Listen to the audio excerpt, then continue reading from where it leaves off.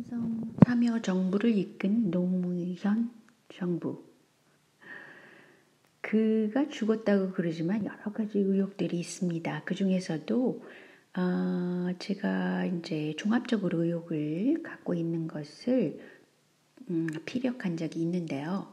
노무현의 죽음과 노회찬의 죽음, 그 사후의 처리 과정을 볼 때 공통점이 있습니다. 우선 주검을 본 사람이 정확지가 않아요. 둘째로는 부검 없이 빠르게 화장을 했습니다. 그리고 마지막으로 대대적으로 언론에 감성주의적인 포장을 해서 그 사람들이 슬프다라는 것에 또 그 죽은 사람에 대한 그 역반응, 즉 안 됐다 또는 대단한 사람이었다 라는 식으로 감성을 갖도록 그 이성을 마비시키는 그런 과정들이 있었다고 생각합니다. 그 결국은 뭐냐면요. 노무현도 재단이 세워지고 노회찬도 재단이 세워져요. 노무현 재단은 민주당 쪽에서 성지로 생각하게 되죠. 노회찬 재단은 정의당 쪽에서 재단화시킨 겁니다. 그런데 그 두 과정에서 존재하는 사람이 유시민이라는 사람이 있어요. 현재 노무현 재단 이사장이죠. 근데 이 재단의 성격을 보면은 국가가 보조를 해주는 그런 기금을 또박또박 받고 있고 또 노무현 재단에 돈을 기부하는 사람들이 상당히 많죠. 왜냐하면 여러 가지 노란 저금통이라든가 노란색으로 치장을 해가지고 완전히 한국 정치를 완전 감성주의에 빠지게 한 것이 바로 노무현 재단의 성지화라고 볼 수 있습니다. 그런데 두 가지 점에서 유시민은 실책을 했습니다. 첫째는 그 노무현 가족들이 돌아가셨는지 아닌지 저는 확실할 수가 없습니다. 솔직히. 그런데 그분 가족이 부시를 초청을 했을 때 그 중간 다리를 유시민이 놔줬고 유시민의 굉장히 그 절친으로 생각하는 그런 그 기업주가 그 한국에서 그 유능하다고 아니면 유명하다고 볼 수 있는 그런 그 그러니까 군산업의 물자를 제공하는 그런 기업을 갖고 있는 사람이라고 그러죠. 그런데 이 경우 그 군산업은 미국 보수당하고 친합니다. 그래서 사실은 유시민의 실체는 좌파니 진보니 하고 내세우지만 결국은 그냥 입진보다 좌파도 아니다. 그리고 자국 중심으로 정책을 세우는 사람을 유난히 반대하는 것이 유시민입니다. 그 증거물로는 일본 제품의 불매 운동이 진짜 여러 가지 일어났을 때 유시민은 일종의 반대 의견을 냈습니다. 때문에 유시민을 보고 뉴라이트에 더 가깝다 이렇게 말하는 사람들이 많아졌죠. 근데 이번에도 윤석열 총장에 대해서 뭐라고 직접 언급을 했냐면요. 조폭적인 행태다. 제왕적인 검찰총장이다. 거짓말을 하고 있다. 대통령을 속이고 있다. 검찰의 난이다. 이런 진짜 말도 안 되는 단어로 그 비난을 했습니다. 그런데 이게 굉장히 단어 사용 자체가 몰상식한 겁니다. 어떻게 공인으로서 이런 식의 그 조사 과정에 있는 것을 두고 그리고 검찰총장에 대해서 이런 식의 막말을 한다는 것은 상식적으로 있을 수가 없다는 거죠. 그래서 지금 검찰총장, 검찰력과 대치 과정에 있는 것이 유시민류의 진보라고 일컬어지는 세력이라는 겁니다. 그 중에서도 몇 가지를 제가 특징적으로 지적할 수 있는데요. 정의당세잖아요. 근데 정의당과 한겨레는 굉장히 친하단 말이죠. 근데 이 세력들이 키워준 동성애자로 커밍아웃을 한 임태훈이 특별히 윤석열을 비난하고 나섰습니다. 임태훈이라는 사람은 한국의 동성애 성소수자의 권익을 보호하자라고 심지어는 군대에 그 동성애자를 위해서 인권이라는 것을 내세우면서 돈을 기부한 것이 소로스 재단입니다. 그 재단의 돈을 받은 사람이 임태훈이라는 사람이에요. 그런데 그리고 임태훈이라는 사람은 군인 무슨 자기 펜션에서 게이 파티를 열어주기도 하고 한 그런 그런 사람입니다. 그런데 이런 사람이 나서서 윤석열을 비난하고 나섰습니다. 그리고 또 한 가지는 소로스가 추진하는 모든 정책은 정의당 안에 다 들어있고 민주당이 추진하는 정책이에요. 특히 성소수자 우대 정책과 이민 정책, 난민 정책이 그렇습니다. 그런데 한겨레는 유난히 이상하게도 이 정책들에 굉장히 긍정적인 기사를 마구 쏟아낸 적이 있고 현재까지도 그렇습니다.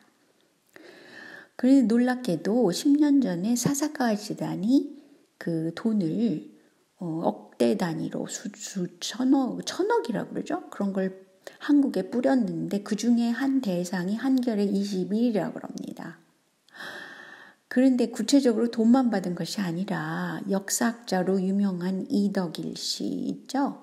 이 이덕일 역사학자가 한겨레 21에 대해서 한겨레는 조선 총독부의 기관지가 된 지 오래다라고 언급한 적이 있습니다. 이게 고대 사회에 대해서 한겨레가 굉장히 의식이 일본 쪽의 것을 가지고 있다라고 그래서 이 역사학자 이덕일 씨도 한겨레 21에 대해서 그 내용적으로 언급한 적이 있어요. 그런데 그 사사카 재단이 돈 뿌린 것을 먹은 한겨레 21이라는 것을 아마 모르셨을 수도 있죠. 근데 이제 최근에 들어와서 한겨레의 하어영 기자라는 사람이 윤석열에 대해서 일면에 타업으로 대대적으로 기사화를 올렸죠. 마치 윤석열이 그 비난받을 비난받을 일에 휩싸였다. 특히 성문제, 그 성대접을 받았다는 식으로 얼핏 흘리게 됩니다. 그런데 말이죠. 이것 자체에 대해서 구조적으로 보면 첫째 이재용 재판이 걸려 있습니다. 그럴 때 왜 하필이면 이런 것을 대대적으로 이슈화할까? 왜 애초에 윤석열이 총장으로 나왔을 때 그것을 이슈화하지 않았을까라는 문제가 있고요. 조국 사태가 나타나서 지금 떠들썩해졌을 때 윤석열 이슈로 돌리자라는 두 가지 꼼수가 있다는 거죠. 삼성 이재용으로부터 눈을 돌리자, 조국 이슈에 대해서 눈을 돌리자라는 두 가지 이유로 인해서 제 뇌피셜입니다만 윤석열을 물고 늘어지고 있습니다. 그런데 신기하게도 유시민과 친노벨트를 더욱 환영함이라는 글을 올렸다고 그래요. 이 김종배라는 사람, 시사평론가 김종배 씨가 굉장히 친노고 굉장히 친유시민적인 사람이죠. 정의당 사람이기도 정의당 쪽 사람이죠. 이 사람이 왜 하어영 기자를 초대를 해가지고 하 기자가 이때 뭐라고 말을 했냐면요. 접대라는 것을 봤을 뿐이다. 성접대라는 단어는 아니다 라고 빠져나가는 식으로, 그렇지만 일면의 텁으로 다뤘다는 것이 중요한 겁니다. 그러니까 이거는 검찰 전체에 대한 모욕이고, 이것은 명예훼손이 될 수 있죠. 개인적으로 볼 때도. 그렇지만 현재 하는 윤 총장의 일이 뭡니까? 삼성을 다루고 있고 모든 부패 사건에 대해서 다루고 있는 거 아닙니까? 그런데 이것을 그 시사평론가 김종배 씨가 하영, 어영 기자를 초대해가지고 이슈를 다뤘다는데 문제가 있는 거죠. 그런데 그 뒤에, 그러니까 성접대는 아니란 말이죠. 거기까지가 맨 처음에 이 문제를 터뜨린 거예요. 김종배라는 사람이. 그런데 이재용 재판이 기사화된 바로 그날 한겨레가 또 하어영 기자를 통해서 또다시 대대적으로 이 사건을 다루면서 마치 뭔가 있다. 그렇지만 확실한 것은 계속 다루지겠다. 라고 시간 끌기를 합니다. 어떻게 말하냐면요. 디테일한 것은 말할 수 없는 사정이 있다. 다음 기회에 말하겠다. 라는 식으로 언론 플레이를 해놓고 또 입닥하는 겁니다. 그런데 하어영이라는 사람은 탤런트가 되고자 했던 자라고 그래요. 그러니까 어떤 쇼잉업에 욕망이 있던 사람이고 그런 사람인데 문재인 정부를 비난한 편의 기사도 많이 썼다 그래요. 그래서 그 김어준, 털보 김어준도 이 사람을 싫어했다 그럽니다. 이 사람이 아마 박근혜 쪽 사람이거나 돈을 받지를 않았을까라는 생각을 하기도 하고 그 배경을 뒷조사를 오히려 해야 될 사람이라고 보는 거죠.